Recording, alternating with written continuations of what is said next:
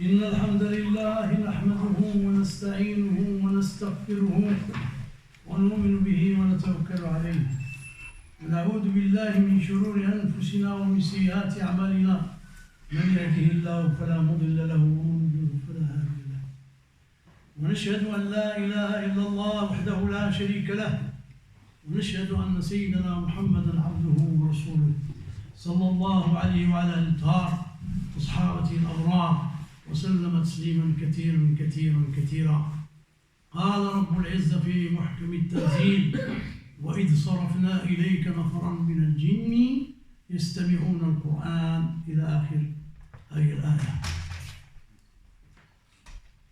بسم الله الرحمن الرحيم وبالله نستعين. إخواني وأحبابي في الله، محورنا يدور حول الرسالة والرسول وصدق القرآن والعقيدة في أصولها الكبرى، وكذلك غرائب وعجائب الجن والإنس كما يصورها القرآن والسنة، وكذلك التداوي بالقرآن كان من هدي رسول الله صلى الله عليه وسلم. وننزل من القرآن ما هو شفاء ورحمة للمؤمنين ولا يزيد الظالمين إلا العسل. تيشا في بال الله شكون؟ كل الناس يخرج من بطونها شراب مختلف ألوانه فيه شفاء للناس، كل الناس، ولكن القرآن للمؤمنين. بسم الله الرحمن الرحيم وبالله نستعين. لا إله إلا الله الملك الحق المبين، نعم المولى ونعم النصير، سبحانه وبحمده ليس كمثله شيء وهو السميع البصير، فتاح عليم باسط معز جواد كريم عليم عظيم. وصلوات الله البر الرحيم على سيدنا محمد الفاتح الخاتم وعلى آله وأصحابه أجمعين. أعوذ بوجه الله العظيم الذي ليس شيء أعظم منه وبكلمات الله التامة التي لا يجاوزها بر ولا فاجر، وبأسماء الله الحسنى كلها ما علمت منها من علم من شر ما خلق ودرأ وبرأ.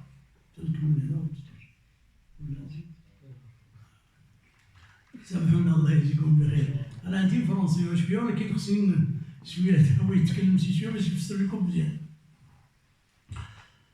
وبالله يستعيذ من الشياطين ونزغاتهم، وبه يستعين على مدة الجن وطغاتهم، وبقدرته يدفع سطوتهم بشجر، وبعزته يدرأ في نحورهم، وبقدرته أدرأ في نحورهم، وبعزته أدرأ في حولهم، وبقدرته أدرأ في نحورهم، وحسبي ولا حول ولا قوة إلا بالله العلي العظيم.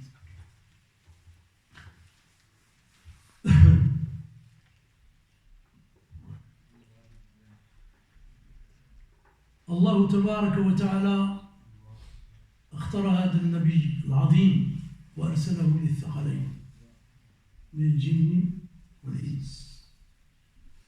ومن أعظم معجزاته صلى الله عليه وسلم، أنا اختصرت وجدت كل شيء اختصرت لكي نعم نحاول ننام.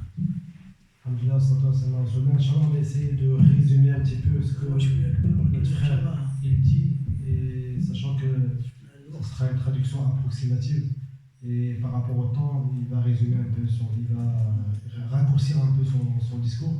Donc ce sera, Inch'Allah, le thème il sera autour de la croyance du monde de l'invisible selon le Coran et la Sunna.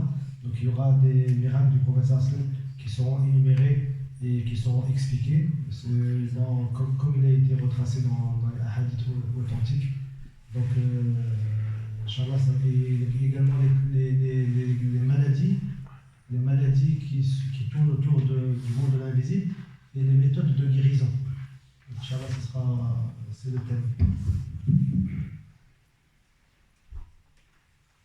ومن أعظم معجزاته صلى الله عليه وسلم الظاهرة وآيات نبوته الطاهرة دلائل صدقه القرآن العظيم المستمر على مر الدهور والأزمان، والمشاهدة لجميع الإنس والجان والحيوان والنباتات.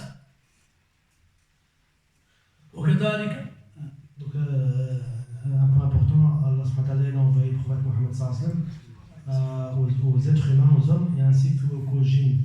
Et donc il va citer les preuves de cela lorsque les djinns ils ont témoigné du message du sallallahu alayhi wa sallam. ومن أعظم معجزاته صلى الله عليه وسلم وبركته لما نزل في خيمة أم معبد الخزاعية الكعبية فسلوا منها الزاد ولم يجدوا عندها إلا شاة هزيلة قد تخلفت لضعفها عن الغنم. Donc lors de l'hégire, lors de l'immigration, le prophète sallam avec Abu Bakr anhu, ils sont descendus chez Ma'bad et ils ont demandé la subsistance de la nourriture et il n'y avait rien du tout en fait. Et elle leur a dit qu'il n'y avait qu'une chèvre qui était très très faible et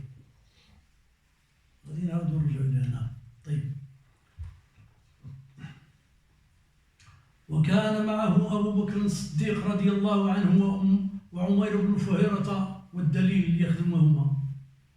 قال علماء السير ولم تدري قريش أين توجه رسول الله صلى الله عليه وسلم حتى سمعوا وقت الصبح هاتفا من الجن المؤمن ينشد بمكة في الهواء جزى الله رب العرش خير جزائه رفيقين حل خيمتي يوم معبد هما نزل بالبر ثم ترحل فيا فوز من أمسى رفيق محمد فيا لقصي ما زب الله عنكم به من فخار لا يجارى وسؤدد ليهني بني كعب مكان فتاتهم ومقعدها للمؤمنين بمرصد سلوا أختكم عن شاتها وإنائها فإنكم إن تسألوا الشاة تشهدي أتته بشاة حائل فتحلبت عليه مضر ضرة الشاة مزبدي.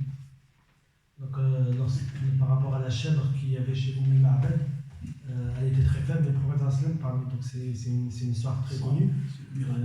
C'est un miracle du prophète sallam qui a passé sa main sur cette chèvre et ensuite ils ont pu traire du lait jusqu'à ce qu'ils ont pu se rassasier.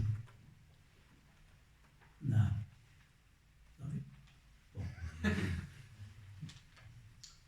وكانوا مروا بخيمته وبمعبد الخزاعية الكعبية فسلوها الزاد ولم يجدوا عندها. رسول الله كان في جهاد وأبو بكر الصديق وعمر بن فهيرة والدليل كان مشرك يخدموهما أي عمر بن فهيرة والدليل كان مشرك باش يقولوا كان فيهم الجهاد. كينزلوا عند أم معبد هاد أم معبد وصفت النبي صلى الله عليه وسلم الخلق ديالو كما هو هي اللي وصفته أي في جميع الناس لما شافته أول مرة. Parmi les caractères du prophète sallam, Ma'bad c'est la seule personne qui a le mieux décrit les caractères physique du prophète sallam.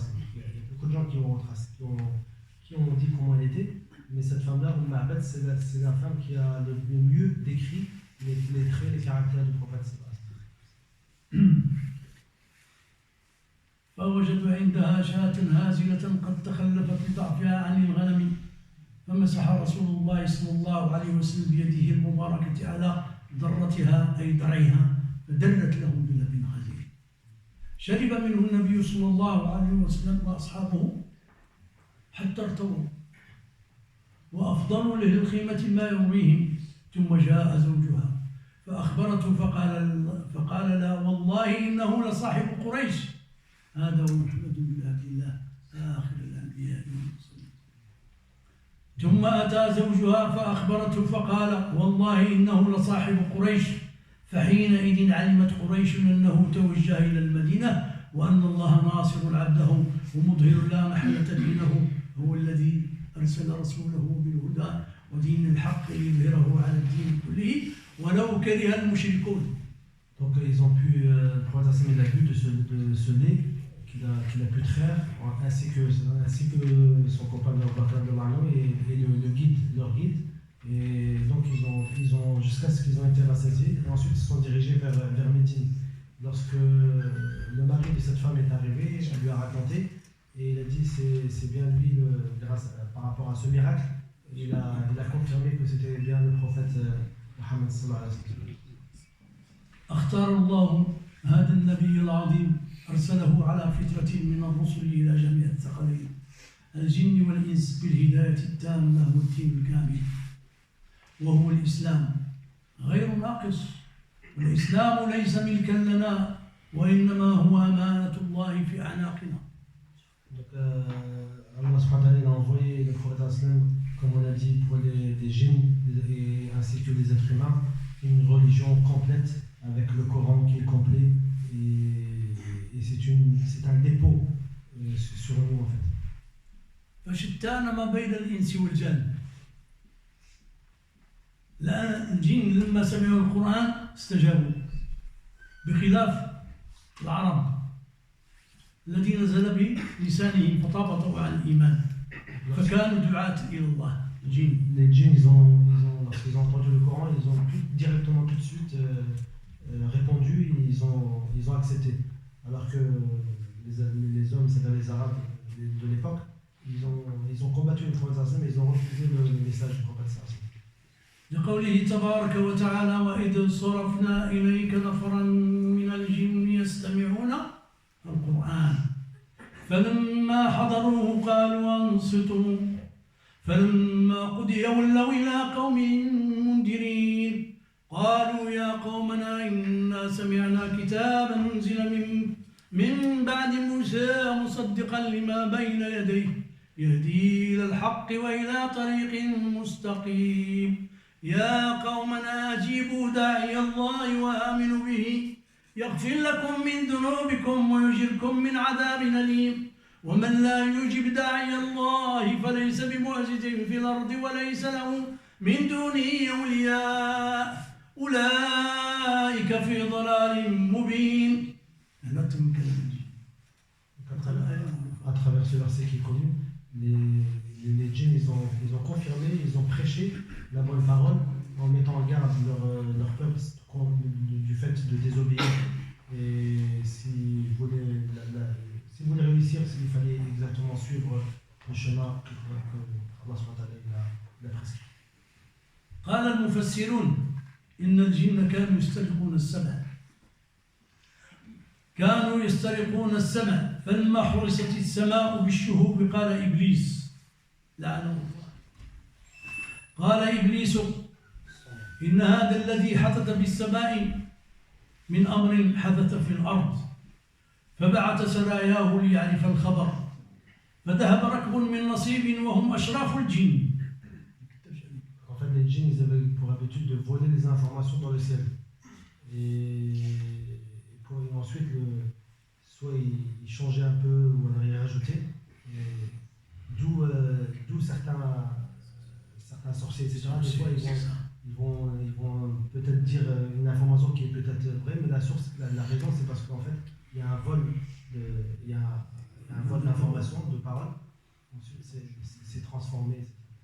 فذهب ركب من نصيب وهم أشراف الجن إلى تهامة فلما بلغوا بطن نخلة سمعوا النبي صلى الله عليه وسلم يصلي ويتلو القرآن فقالوا انصتوا فاستمعوا له وفي رواية قالوا هذا هو الذي حال بيننا وبين خبر السماء القرآن نزول القرآن لأن الله عزلهم وما تنزلت به الشياطين وما ينبغي لهم وما يستطيعون إنهم عن السمع لمعزولون وإنا كنا نقعد مقاعد للسمع ما كيسمعوا أي شيء وإنا كنا نقعد مقاعد للسمع ومن يستمع لنا يجد إيش شهابا رصدا. هذيك la toile filante qu'on voit partout, parfois, ça le suit. Et alors, كتصلوا وتحرقوا حرقا تهلكه حرقا صفي ترجع النار. سبحان الله. نعم. زيد زيد. En fait, ils avaient pour habitude de voler ces informations et lorsqu'on voit une étoile filante, c'est justement pour détruire cette rangée de djinns qui essayent de voler les informations. ثم لما انتهى رسول الله صلى الله عليه وسلم من القراءة آمنوا رجعوا إلى قومهم منذرين قالوا يا قومنا إنا سمعنا كتابا أنزل من بعد موسى مصدقا لما بين يديه يهدي إلى الحق وإلى طريق مستقيم فدعوهم إلى الإيمان وجاءوا بعد ذلك جماعة إلى النبي صلى الله عليه وسلم فذلك سبب قوله تبارك وتعالى وإذ صرفنا إليك نفرا من الجن قال البيضاوي النفر دون العشرة جماعة دون العشرة قال البيضاوي والنفر دون العشرة أي جماعة من الجن وكذلك في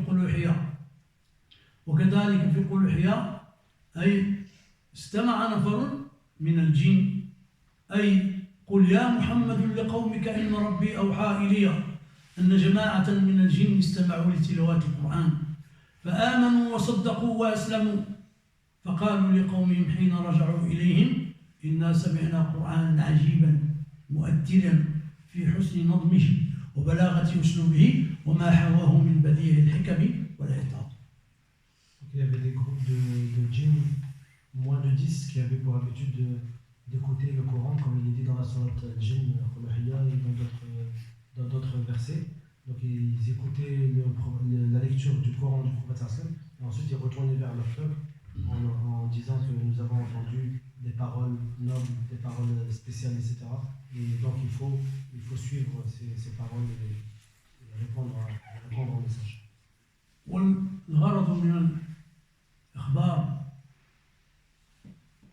والغرض من أخبار الجن منهم والغرض من الإخبار عن استماع الجن تبويخ وتقريع لقريش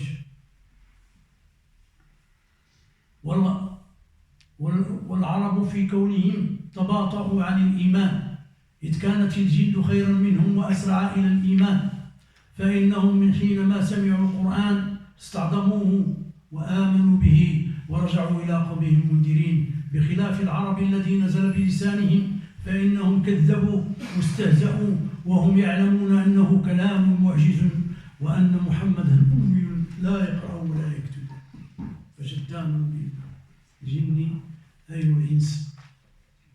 Les djinns, ils ont directement, comme il a été dit, ils ont tout de suite accepté et sans négociation ni quoi que ce soit, alors que les Arabes ils vivaient avec eux, ils savaient qu'ils ne lisaient pas, qu'ils n'écrivaient pas, et il avait ce message, donc c'était un Irjaz, un miracle, et malgré ça, ils ont tenu tête et ils n'ont pas voulu accepter. Donc là, il fait la comparaison entre les djinns et entre les humains de l'époque. وشتان ما بين موقف الإنس والجن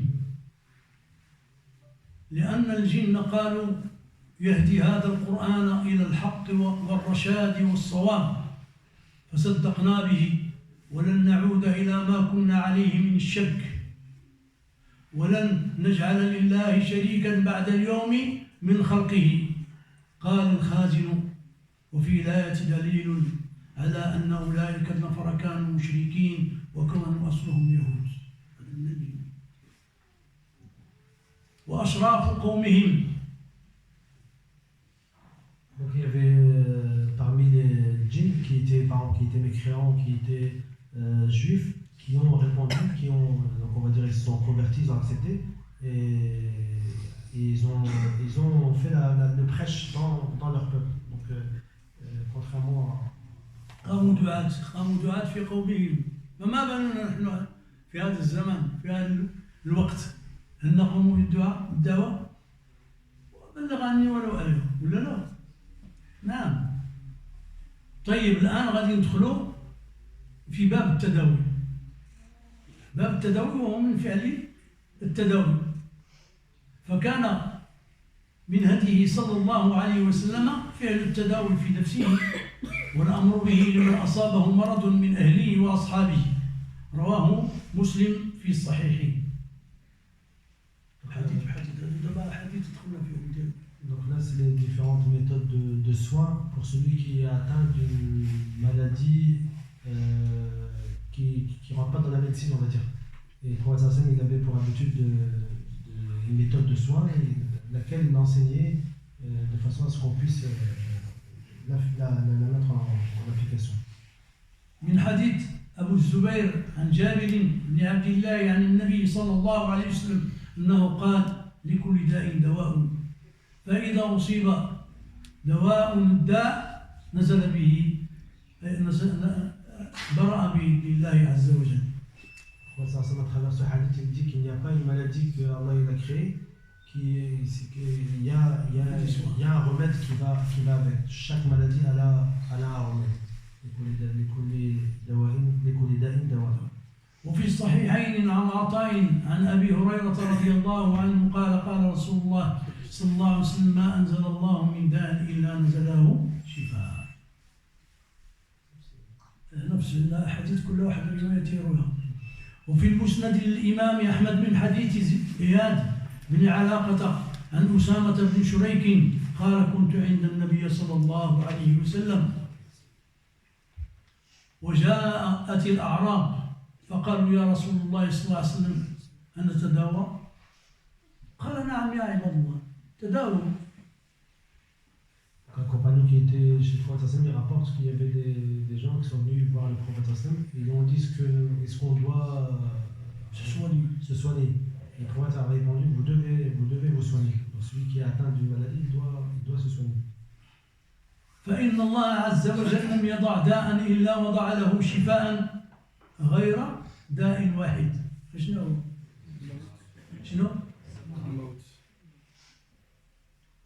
لا شيء أخرى ولكن متحق قبل الموت كي يشرف الواحد تيهرم الواحد إلا الهرم.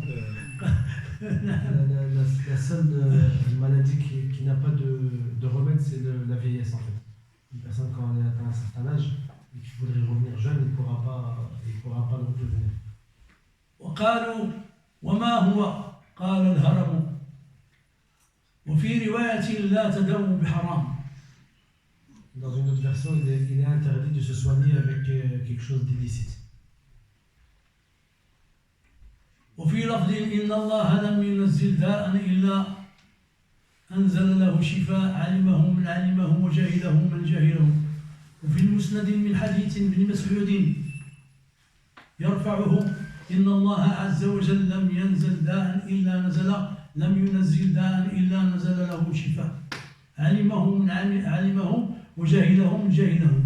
هنا بعض الأئمة يقولوا هذا الشيء بس يثبتوا بأن الحديث صحيح كل واحد يقول ديالو. نعم. وفي المسند والسنن عن أبي خزامة قال قلت يا رسول الله أرأيت رقا نسترقي بها ودواء نتداوى به وتقاة نتقيها هل ترد من قدر الله شيء؟ فقال رسول الله صلى الله عليه وسلم هي من قدر الله. دابا الإنسان إذا صابته شي حاجة اش تيقول له حوف فيه إنه لا هذه من قدر الله وتهاب الله بالذنوب. حنا ما نعيبوا على حد إنه قدر الله يبتليك أنت بأكثر. نعم. ولهذا ندعو لأخونا الله تعالى يشفيه ويشفينا معه. Donc la maladie elle fait partie du destin, mais le soin et les causes de guérison font partie aussi du destin. Donc, il ne faut pas tomber dans la fatalité, c'est-à-dire que même le fait de faire les causes pour se soigner, ça fait partie du destin. Voilà.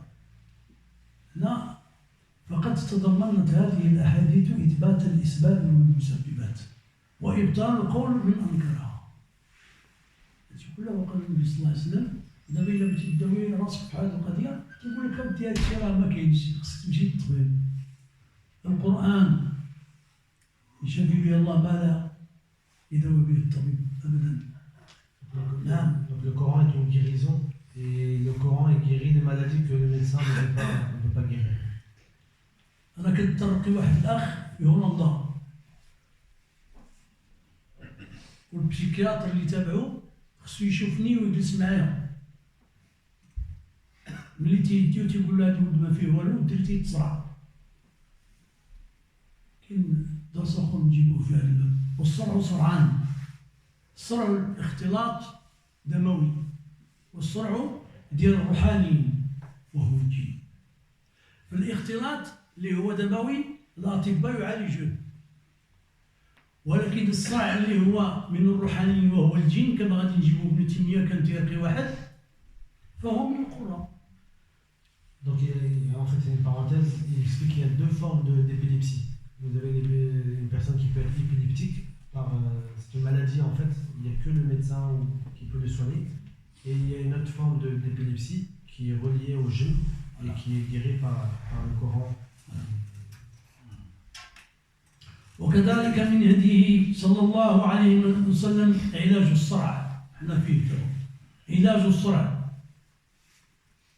أخرج في الصحيحين من حديث عطاء بن أبي رباحة قال ابن عباس ألا أريكم امرأة من الجنة قلت بلى قال هذه المرأة السوداء. فكانوا يقولوا الصحابة اللي بيشوف شي امرأة أي من الجنة فلينظر في هذه المرأة السوداء. أتت النبي صلى الله عليه وسلم فقالت إني أصرع وإني أتكشف فادعوا الله لي. فقال إن شئت صبرت ولك الجنة وإن شئت دعوت الله لك أن يعافيك. فقالت أصبر. فقالت إني أتكشف لكي صرعت الترع أتكشف فادعوا الله أن لا أتكشف فدعا لها صلى الله عليه وسلم. وهنا الصرع صرعان، صرع من الأرواح الخبيثة الأرضية وهو الجن، وصرع من الإخلاط الرديئة الدموية. ومن جهات المعالج بأن يكون فيه هذان الأمران أيضا، أن يكون فيه التوحيد والتوكل والتقوى والتوجه.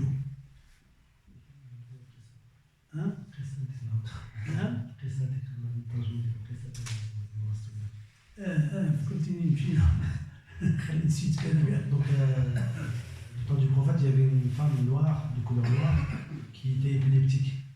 Et les compagnons à l'époque disaient que si vous voulez voir une femme du paradis, regardez cette femme-là.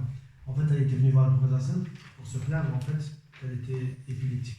Le prophète lui a dit si tu es patiente, tu seras au paradis. Et elle lui a dit que en fait, quand elle avait sa crise d'épilepsie, elle devenait nue à cause de son état et invoque Allah subhanahu wa ta'ala pour plus que je sois nue lors de cette crise d'épilepsie. Et le prophète il a fait la dua de façon à ce que quand elle a sa crise d'épilepsie, elle ne soit pas nue. Et donc donc le dua du prophète elle est exaucée. Et donc elle a préféré patienter à cette maladie qui est chronique, cette crise d'épilepsie, pour qu'elle puisse gagner le paradis. Et c'est pour cela que les compagnons disaient celui qui veut voir une femme du paradis, qui voit cette femme, qui regarde cette femme. حتى إن من المعالجين من يكتفي بقوله أخرج منه، يخاطب الجسد فهو يخاطب الروح الذي فيه الروح. ما يعرفش الإنسان راه روحه، ولكن هذه الجن أما أرواح خلق مما خلق الله لا تعجزها الحواجز، ولطيف. نعم.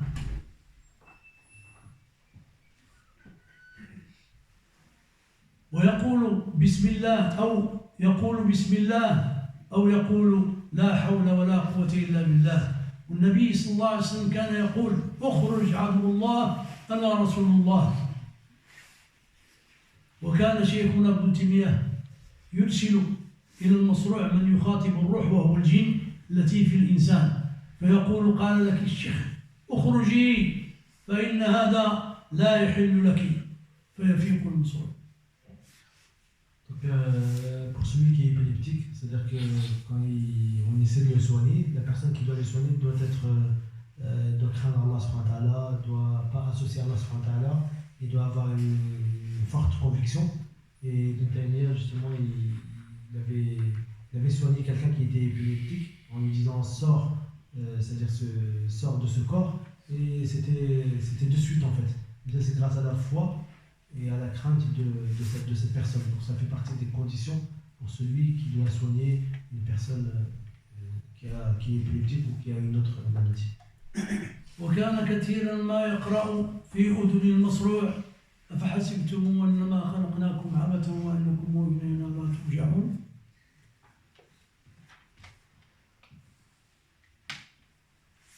قصة نجيبوها من بعد.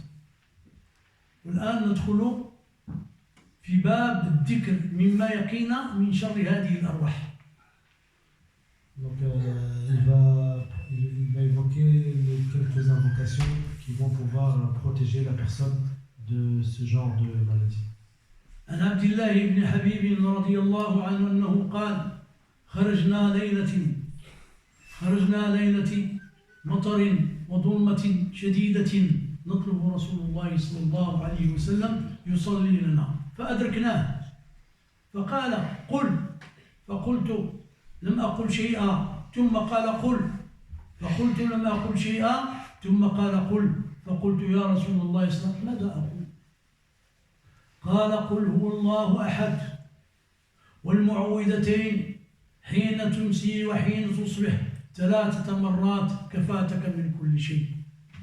اللي يفك السحر ديالو بها لما تربط وكان يقول ابن عائشة واش نأتيكم واش تقول لا فأرسل علي في رواية سيدنا عمر إلى بير ويهودي هو اللي رد النبي صلى الله عليه وسلم فتيوجدوا السحر ديال النبي كان وقعت الحنة والسحر حق الإنسان هذا كيف يدوق مع راسه والجن وكذلك حق والصرح حق والجن تيدخل في الناس.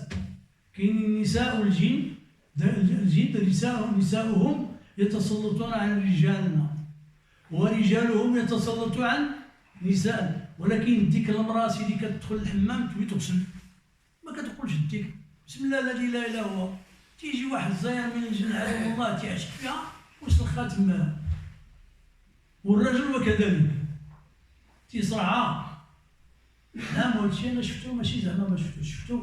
Donc il est conseillé, en fait il y a des djinns, يحتفظ على الذكر النساء الحمام. Il y a des djinns hommes qui peuvent rentrer dans les femmes et il y a des djinns femmes qui peuvent rentrer dans les hommes et cela est dû au manque de l'invocation. Et surtout la personne quand elle rentre dans la salle de bain et elle va se déshabiller, il y a un dhikr et tout ça c'est, vous le retrouvez dans la cité des musulmans, les enseignants ils nous l'ont enseigné, mais le fait d'être insouciant et de délaisser ces invocations, et ben les djinns, enfin des djinns, ils profitent de ces occasions, de ces failles chez l'être humain pour qu'ils puissent rentrer. أخرج أبو داود الترمذي والنسائي وقال الترمذي حديث حسن صحيح عن أبي هريرة رضي الله عنه قال كان رسول الله صلى الله عليه وسلم يقول إذا أصبح وإذا أمسى أصبحنا وأصبح الملك لله والحمد لله لا شريك له ولا إله إلا الله وإليه المصير. النشور الصباح شكون اللي تيقولها فينا؟ شكون اللي تيفيق الصباح وتيجلس شويه ويقول الحمد لله الذي رد علي روحي وأدينني في ذكره. ها؟ الحمد لله الذي حياني بعدما همتني نعم وأدينني في ذكره. أصبحنا وأصبح الملك لله والحمد لله لا شريك له ولا إله إلا الله وإليه النشور. شكون اللي تيشوف وجهه في المراية؟ ملي كتشوف وجهك في المراية تدخل سي بو غارسون. ها؟ لا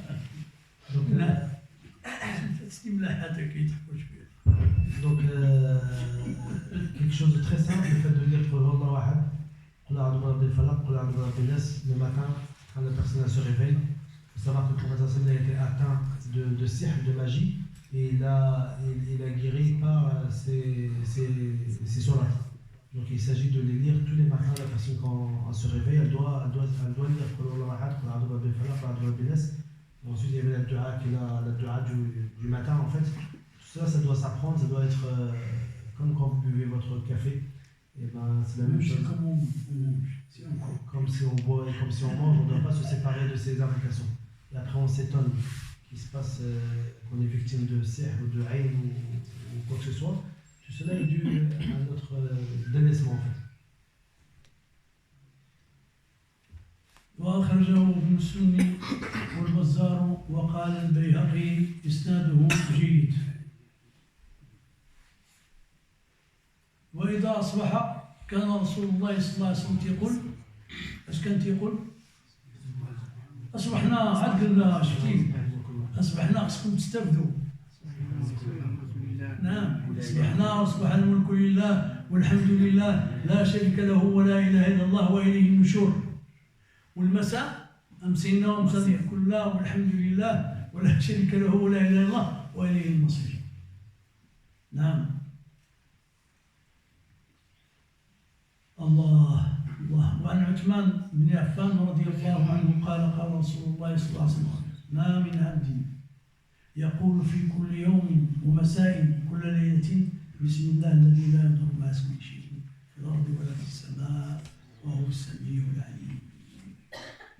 وهو السميع العليم 3 مرات فلن يضره شيء. رواه أبو داود والترمذي وقال حديث حسن صحيح. كلمة خفاف لكن ما كنردوش لها. La vocation à apprendre, celui qui l'a dit 3 fois, Allah subhanahu le protège de tout mot.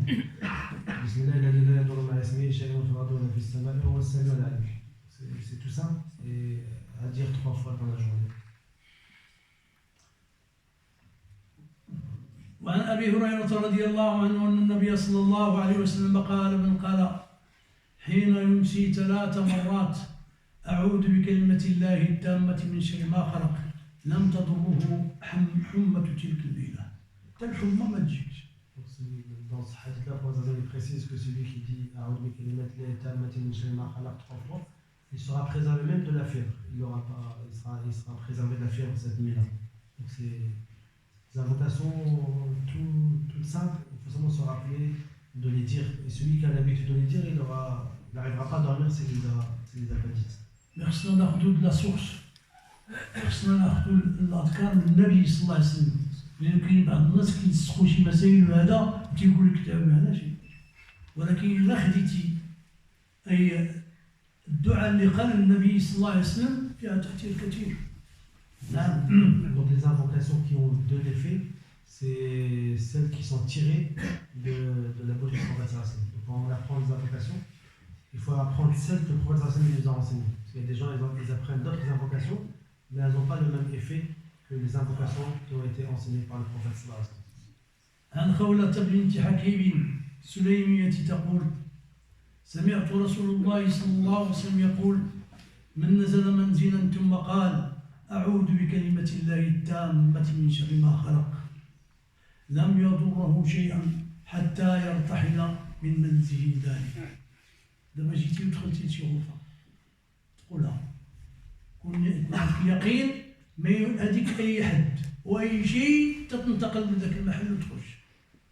Donc celui qui arrive dans un endroit, imaginons il rentre dans une chambre d'hôtel, dans n'importe quel endroit, et il dit cette invocation à trois fois, Allah il le protège jusqu'à ce qu'il aille ailleurs, jusqu'à ce qu'il déménage de cet endroit-là. ونختم بقصة جبريل الذي رقى الرسول صلى الله عليه وسلم وابن تيمية صح الذي أي أخذ النعجة أو المعزة. راسكم هذه القصة ولا لا؟ تكلموا كل حين سيدي صلوا على النبي ما تنسوش. نعم الله يفيدك. نعم جيت أنت سمعتي. فهنا عن عبد العزيز بن صهيب عن أبي نضرة عن أبي سعيد أن جبريل عليه السلام أتى النبي صلى الله عليه وسلم فقال يا محمد اشتكيت؟ قال نعم.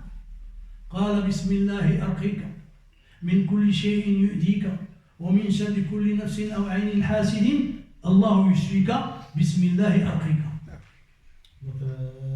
Jibril alayhi salam était venu voir le prophète, il lui a dit ce que tu te plains, il lui a dit oui, et Jibril l'a invoqué pour le prophète en faisant cette invocation Bismillah,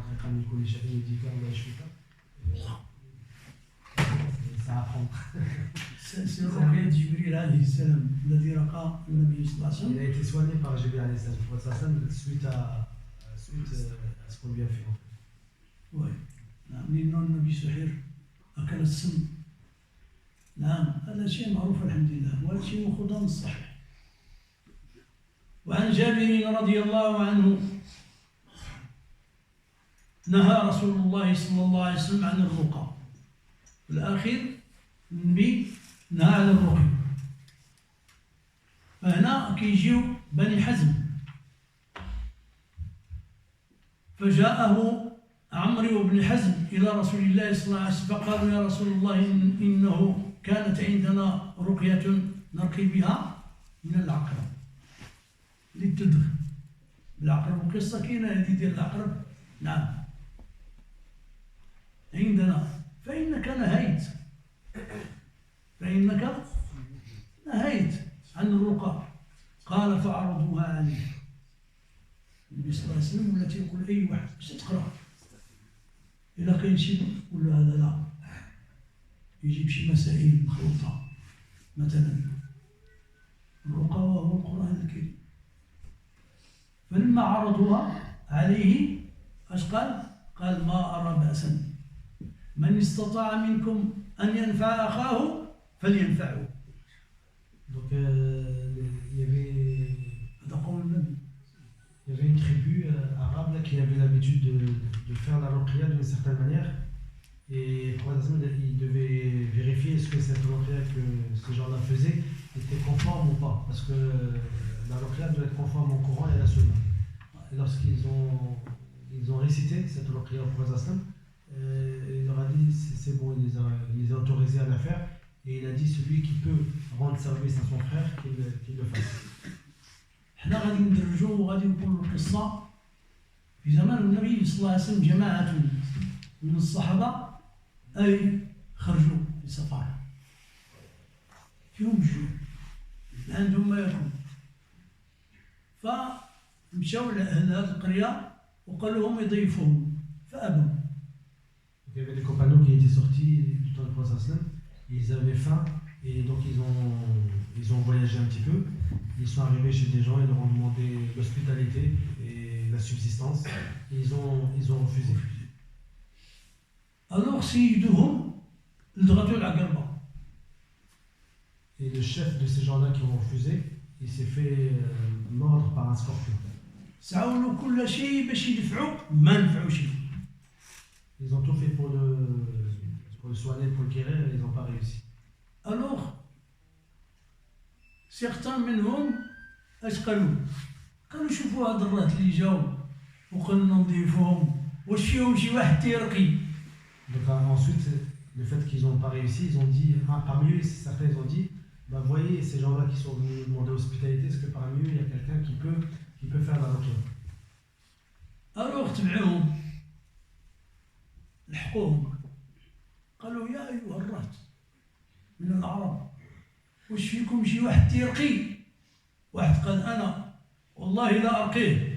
Donc ils les ont suivis jusqu'à ce qu'ils ont rattrapé le groupe et ils leur ont demandé est-ce qu'il y avait parmi vous quelqu'un qui peut faire la ruqya. Il y en a un parmi eux, il a dit oui, moi je peux le faire. Tu comprends? C'est très bien. قالوا والله لا ارقيه. قال لماذا؟ قالوا احنا جينا عندكم وتعطيونا ناكلوا وما بغيتوش فابوا يتوبوا. علاش غادي؟ قالوا والا تعطيونا جوع لنا. الجوع هو الاجره. Donc la personne elle a conditionné. Il a dit vous avez refusé l'hospitalité. Moi, le compagnon il a dit moi je peux faire la ruqya mais vous me donnez un salaire. Voilà.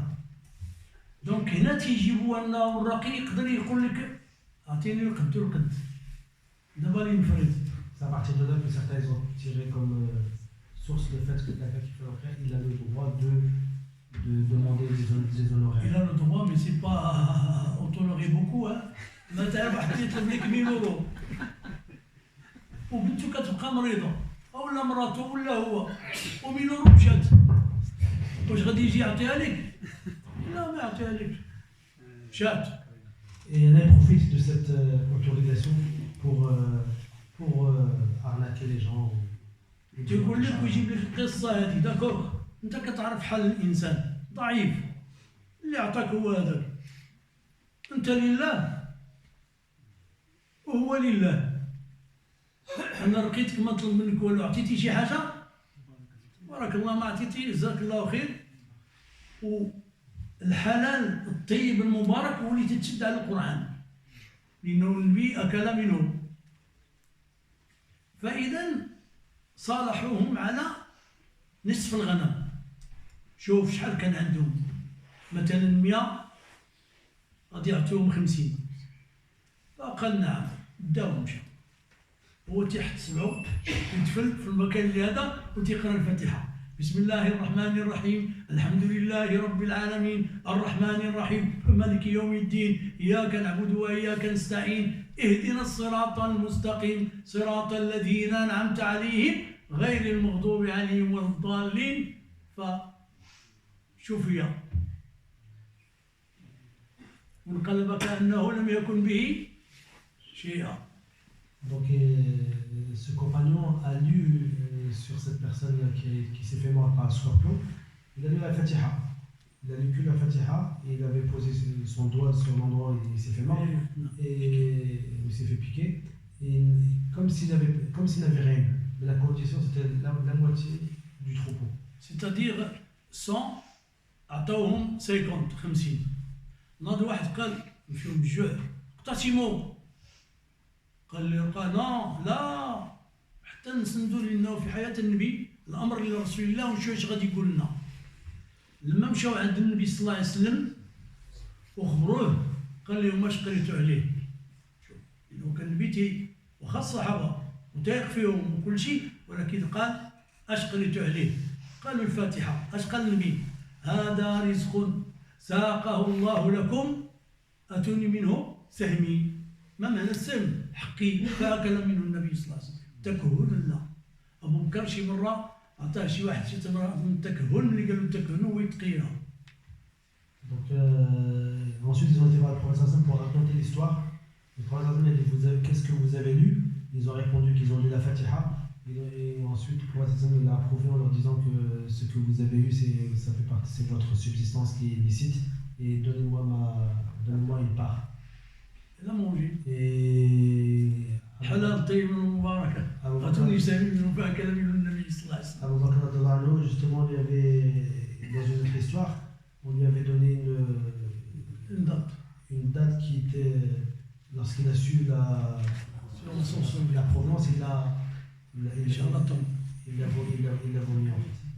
Bon. الآن إن شاء الله غادي ندخلوا في القصة ديال اسميتو ابن تيمية. وابن تيمية كان أكثر شيء كان تيقرأ كما قلنا، شكون اللي عقل عليها؟ أفحسبتم أنما خلقناكم عبثا وأنكم إلينا لا ترجعون. فقرأها مرة في أذن مصروع فقال الجن، إنه هذا رجل كانت فيه امرأة، والمرأة كتبان والرجل كيبان، ولكن النساء كيتسلطوا على الرجال والرجال كيتسلطوا على النساء. وكاين نوع من الجن تيجيك في صفة المرأة وهو رجل. ولهذا النبي صلى الله عليه وسلم قال لنا كاين واحد النوع من الجن وهما الغيلان. فقال كفوا صبيانكم ما بين العصر زيد السي والمغرب، ما تخليوش الدراري. هاد الغيلان أشر الجن تيجيو للإنسان على الغضب والفرحة. Une catégorie de djinns qui rentre dans l'homme lors de la colère et lors de la joie. Et vous remarquez qu'il y a des femmes, des fois, elles sont victimes lorsque, par rapport à une joie ou la colère, cette catégorie de djinns, elle profite de cette occasion pour rentrer. Et dans le hadith qui a été cité, il précise que les petits-enfants doivent rentrer, ne doivent pas traîner après le soir et après l'asr dans les rues, parce qu'ils peuvent être victimes justement aussi de cette djinn. ومد بها صوته قال فأخذت له عصاء وأضربه بها في عنقه. دابا تضرب شي واحد بالعصا الآن العنق بالعنق، l'oxygène c'est fini, il va plus monter à la tête, c'est fini. الهواء ما بقيش يطلع للراس، لأنه هنا تيجيب بأنه خص الإنسان حتى اللي تيرقي يكون عنده هاد المناديل اللي يقتل شي واحد. راه إلا قتل شي واحد ما غاديش يقول لك لله، إن شاء الله تمشي للسجن. وأنا كنعرف الحرام تنعرفهم اللي تيقراو مشاو للسجن، منهم واحد في رومي دازتو لي الأخبار، كاين شحال هادي. واحد هنا في أونفيرس داروا السمطة ديال الضوء للبنت مسكينة وعاد خرجت من المدرسة. هذه قصة أخرى. الإنسان ما يتعالج إلا بالقرآن. دابا في هذا الزمان ما تضرب حد ما يضربك حد. دابا إلا مات لك شي واحد بالله عليك وليدي واش يقول لك ديرها المخزن ما يخليكش. وزارة الصحة أي ما تخليكش، هي ضد هاد الناس اللي تيقراو القرآن. وكثير من الناس اللي مشاو للمستشفيات ولا للبسيكياتر وما والو، تيجي واحد تيقرا عليك ديك البركة وتيشفيك الله. En fait, il y a des gens qui veulent faire la ruqya, ils veulent bien faire, mais ils emploient certaines méthodes qui sont pas très valables, qui sont pas très pratiques, et soit il frappe ou autre, il peut avoir un accident, etc. Donc la meilleure méthode, c'est de se limiter à la lecture du Coran. Et Ibn Taymiyyah, il précise qu'Ibn Taymiyyah avait l'habitude de lire toujours dans la personne dans l'oreille de la personne qui est malade. حتى كلت يده بالضرب ولم يشك الحاضرون، كان الناس الحاضرون بأنه يموت بذلك الضرب. ففي أثناء الضرب قالت أنا أحبه، فقلت لها هو لا يحبك. Dans un cas d'une personne qui était malade, d'une possession, Ibn Taymiyyah avait l'habitude avec une baguette de frapper la personne qui est malade, mais en fait il frappait le djinn. Et elle lui disait, en fait c'était une femme qui était entrée dans un homme et on lui disait que moi je l'aime. Lui il disait que lui il ne t'aime pas, il fallait sortir. فقلت لها هو لا يحبك. قالت أنا أريد أن أحج به. فقلت لها هو لا يريد أن يحج معك.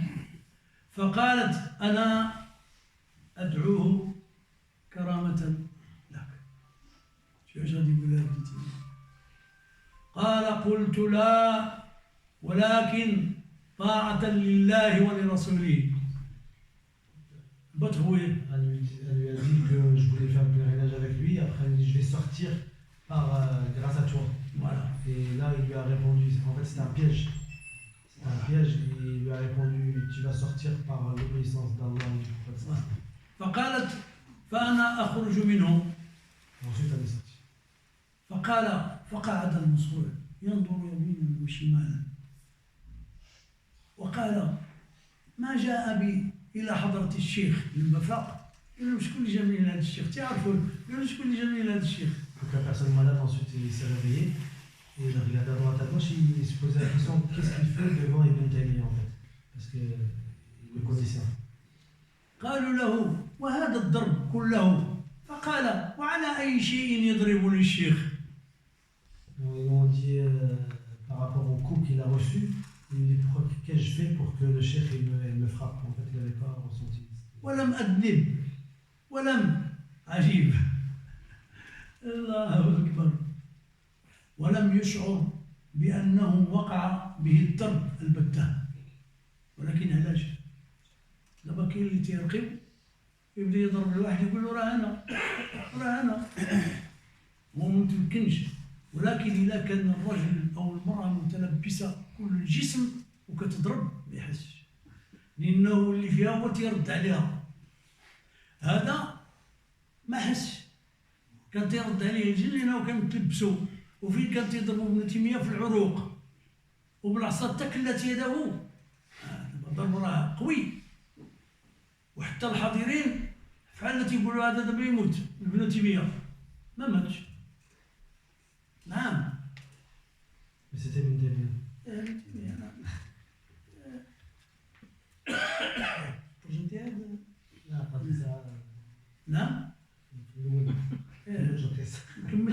قصة نعم. طيب.